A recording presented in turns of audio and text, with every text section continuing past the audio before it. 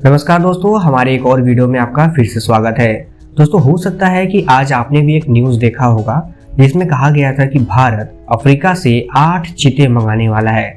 सुनने में ये न्यूज़ थोड़ा फनी लगता है कि भारत जैसा इतना बड़ा देश आखिर अफ्रीका से चीता क्यों मंगा रहा है, इसकी क्या जरूरत है? क्या भारत में चीता नहीं है? जहां भारत में इतने तरह के जीव जंतु पाए जाते हैं, तो क्या चीता सच में खत्म हो गए हैं कि भारत को अफ्रीका से मंगाना पड़ रहा है, वो भी नामीबिया से? तो जवाब है जी नहीं, भारत में बिल्कुल भी चीता नहीं है। अब आपको सोचकर बड़ा अजीब लग रहा होगा, क्या बात कर रहे हो, भारत में इतने मध्य प्रदेश में टाइगर, लायन, लियोपार्ड पाए जाते हैं, तो फिर चीता कहाँ चले गए? तो इसका जवाब है कि साल 1952 में ही भारत सरकार ने यह घोषणा कर दिया था कि भैया भारत में चीता पूरी तरह से समाप्त हो गए हैं। लेकिन कुछ रिपोर्ट्स तो ये भी कहती हैं कि भारत में चीता 1947 में ही खत्म हो गए थे। एक आध कहीं बचे हुए थे, तो यहाँ पर जो राजा महाराजा हुआ करते थे किसी दिन शिकार पे गए और उन्होंने बची खुचे चीतों को भी शिकार के तौर पर खत्म कर दिया। यानी कि भारत सरकार को 1952 में यह घोषणा ही करना पड़ा कि भैया हमारे पास चीता बचे ही नहीं है। अब थोड़ा जानते हैं कि आखिर चीता अचानक से कैसे खत्म हो गए। ऐसा तो है नहीं कि इंडिया में जहां इतने सारे जानवर पाए जाते हैं कभी न कभी चीता नहीं रहे होंगे। तो इसका जवाब ये है कि पहले भारत में जब राजपूत हुआ करते थे, मुगल आए, फिर मराठा आए और सबसे अंत में जो ब्रिटिश आए, इनका भी एक अजीब सा शौक हुआ करता था कि जब मन किया तीर धनुष उठाकर, बंदूक उठाकर निकल चलते थे शिकार पर। और जब मन करता था किसी बाघ, चीता, शेर को मार कर लेते आते थे। लेकिन इनका जो सबसे पसंदीदा शिकार था, या तो वो हिरन हुआ करता था या फिर चीता हुआ करते थे। और लोग चीता से बनने वाले अलग टाइप के प्रोडक्ट भी ज़्यादा पसंद करते थे। इसका नतीजा ये हुआ कि राजा महाराजा अपने शौक के लिए तो चीता को मारते ही थे, आम जनता भी चीता का शिकार करने लगी। अब चाहे वो शिकारी हो, गडेरिया हो, भेड़िया हो, कुछ भी हो, ये भी चीता को मारते थे, उसके खाल निकालते थे और भी उसके शरीर के अलग अलग पार्ट्स को अलग अलग तरीकों से तस्करी कर बेचा करते थे। एक समय ऐसा आया कि चीता पूरी तरह से समाप्त हो गए और वो समय था 1952 का। लेकिन अब हमारे देश की सरकारों को ऐसा लग रहा है कि चीता को वापस इंडिया में लाना चाहिए, क्योंकि ये हमारे इतिहास से जुड़े हुए हैं। अब इतिहास से जुड़े होने का क्या मतलब होता है, एक बार वो भी थोड़ा समझ लेते हैं।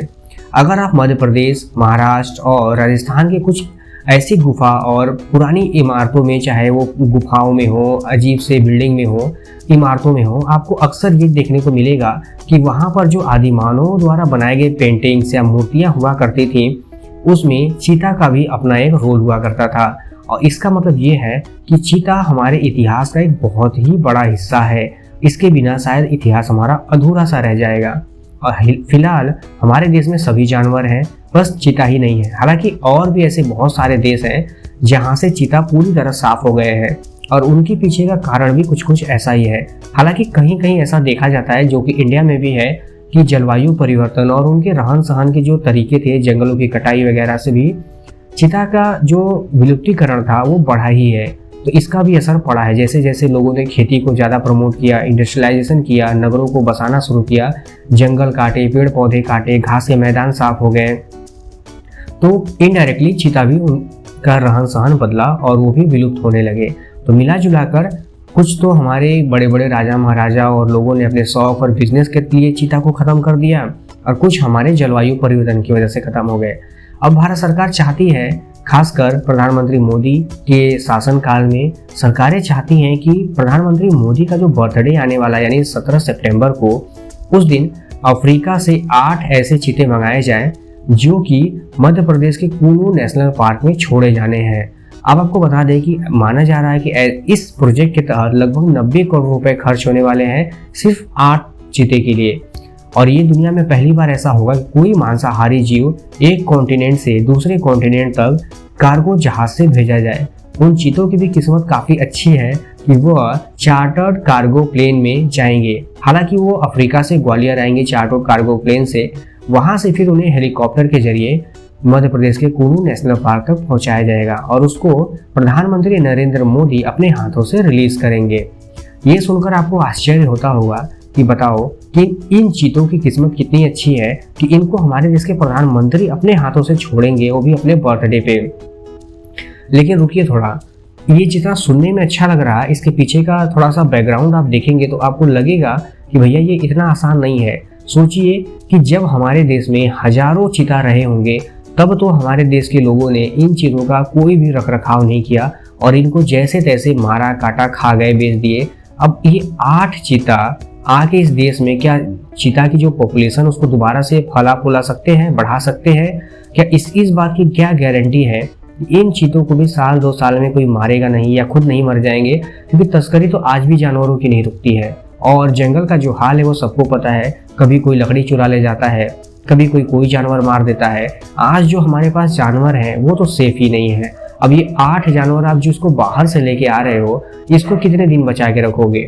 फिलहाल सवाल बहुत कड़वा है और उम्मीद है कि इसको भी ज़्यादा दिन ये बचा के रखने वाले नहीं है, क्योंकि हमारे देश में जो सरकारी कामकाज होते हैं उसका तो आप सबको पता है कि कैसे होते हैं। हाँ, अगर यही काम किसी प्राइवेट संस्था को दे दिया जाए, किसी म्यूजियम या किसी ऐसे ऑर्गेनाइजेशन को दे दिया जाए जो कि इन पे बहुत मेहनत से काम करे, खासकर अगर वो प्राइवेट है, तो हो सकता है कि ये एक लंबे समय तक बचे रहें और इनकी पॉपुलेशन में थोड़ी वृद्धि भी देखी जा सकती है। लेकिन अगर हम कुल्लू नेशनल पार्क की बात करें और ऐसे किसी और पार्क की बात करें तो उम्मीद कम है कि इनको अगले बर्थडे तक भी बचा के रखा जा सकता है। अब देखना यह है कि 90 करोड़ रुपए खर्च तो हो रहे हैं, लेकिन क्या ये 8 से 10 हो पाते हैं कि नहीं? कि ये 8 से 7-6 होते होते प्रधानमंत्री का जब अगला बर्थडे आएगा तो हो सकता है कि उसमें से एक आध बचे हों या फिर वो भी न बचे हों।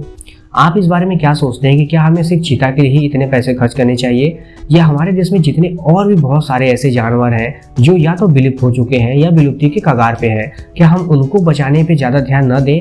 वरना यही होगा कि हर 100 साल बाद, 50 साल बाद कोई जानवर विलुप्त हो जाएगा और उसके बाद कोई बड़ा प्रधानमंत्री, नेता परेता आकर अपने बर्थडे पर सैंपल के तौर पर उसको किसी पार्क में, किसी सेंचुरी में छोड़कर चले जाएंगे। इससे तो जानवरों की वृद्धि में कोई फायदा नहीं होने वाला है। सबसे पहले तो अपने लोगों को सुधारना होगा कि भैया इनको बचा के रखना है और इनका रखरखाव हम ही को करना है, तब तो शायद कोई बात बनेगी। वरना आप 90 करोड़ या 100 करोड़ खर्च करिए, यहाँ के लोगों की अगर मेंटालिटी वही रहेगी तो शायद ये फिर भी न बच पाए। आप इस बारे में क्या सोचते हैं हमें कमेंट करके जरूर बताइएगा। आपको ये न्यूज़ कैसा लगा हमें जरूर बताइएगा। फिलहाल इस वीडियो में इतना ही, कल मिलते हैं किसी और वीडियो में किसी और टॉपिक के साथ। तब तक के लिए धन्यवाद।